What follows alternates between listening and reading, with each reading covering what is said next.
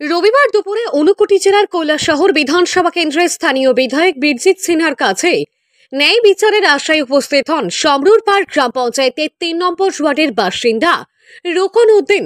অভিযোগ অনুযায়ী চলতি মাসের ১৭ তারিখ কৈলাসহর ফরেস্ট অফিস সংলগ্ন এলাকায় রোকন উদ্দিনের উপর অতর্কিতে হামলা চালায় কয়েকজন যুবক।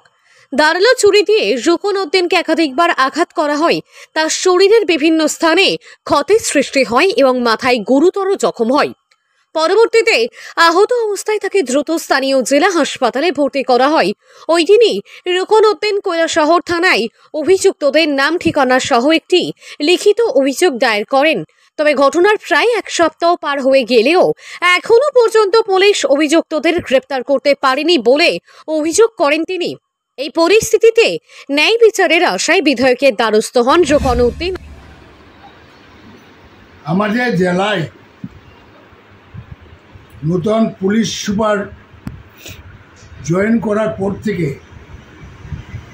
আইন শৃঙ্খলার চরম অবনতি দেখা দিয়েছে। কৈলাসহরের মানুষ শান্তিপ্রিয়, শান্তিভাবে বসবাস করতে চায়, কিন্তু দেখা গেল শহরের মধ্যে মানুষের বাড়িতে দলবদ্ধভাবে দিনের বেলা হামলা করে, অফিস কাছারিতেও হামলা করে এবং মানুষের উপরে মারপিট করে। থানায় এফআইআর দিলে এফআইআর গ্রহণ করে না এবং এখান থেকে গোপন সূত্রে আমরা পেয়েছি এসপি নাকি বলেছে ম্যাডাম যে এফআইআর নেবে না, যাতে করে এই ক্রাইম জিনিসটা কম দেখানোর জন্য। অথচ মানুষ আজকে বিপন্ন। আমি এলাকার বিধায়ক এবং কংগ্রেস পরিষদীয় দলনেতা হিসাবে আমি এই কথা বলছি। এই দেখেন একজন ছেলে রোকন উদ্দিন বাড়ির সম্প্রপার, দরিদ্র করে ছেলে, রোজগার করে সংসার চালায়, তার বিধবা মা, বউ বাচ্চা রয়েছে এবং সেখানে যারা মানব প্রচারকারী বাংলাদেশি রোহিঙ্গা প্রচারকারী তৈমুর আলী, শাহিন আলী, হুসাইন আলী, 3 জন সম্প্রপার দিকে বর্ডারে তার কেটে বা না কেটেও জানি না কীভাবে এখানে রোহিঙ্গা প্রচার করে। এবং এই ছেলেটা রোপন মিয়া উদ্দিন নাকি বিএসএফকে খবর দিয়েছে বলে তাকে শহরের মধ্যে ফরেস্ট অফিসের এখানে দুপুরে মানুষের সামনে 3 জন মিলে তাকে ধরে ছুরিকাঘাত করেছে। প্রচুর আঘাত তার মাথার মধ্যে, প্রচুর সেলাই।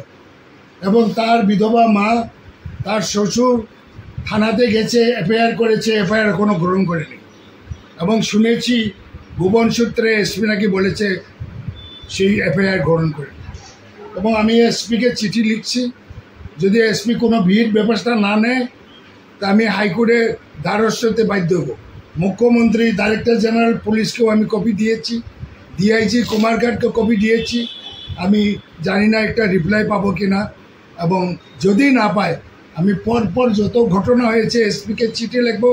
আমি পরিষদীয় দলনেতা এবং এলাকার এমএলএ হিসাবে, নাহলে হাইকোর্টে আমি দ্বারস্থ হব। এছাড়া কোনো উপায় নেই, হাইকোর্টে আমি এসপিকে দাঁড় করাবো, এই ব্যবস্থা করব। এবং আমি আপনাদের মাধ্যমে রাজ্যের মুখ্যমন্ত্রীকে, ডাইরেক্টর জেনারেল পুলিশকে আমি অনুরোধ করছি, ইমিডিয়েটলি যতগুলো ক্রাইম হয়েছে দিন দুপুরে, এগুলার আসামিদের যাতে ধরা হয় 24 ঘন্টার মধ্যে। নাহলে কিন্তু কংগ্রেস পার্টি 27 তারিখে জেলার মিটিং ডাকা হয়েছে, বৃহত্তর আন্দোলন করব। প্রয়োজনে 24 ঘন্টা জেলা বন্ধ করব।